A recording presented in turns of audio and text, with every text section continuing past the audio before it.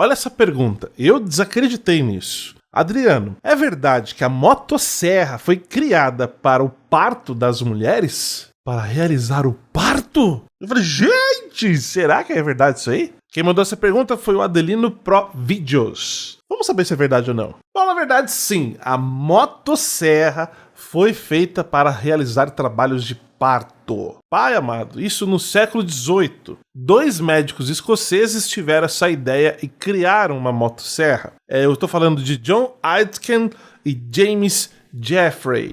Eles inventaram uma serra manual com uma corrente dentada, que era usada para cortar o osso ilíaco de uma mulher durante o parto. Esse procedimento é chamado e conhecido como sinfisiotomia. Você já ouviu falar sobre fisiotomia? Peraí, como é o nome? Sinfisiotomia. Quando o bebê não consegue passar no canal ali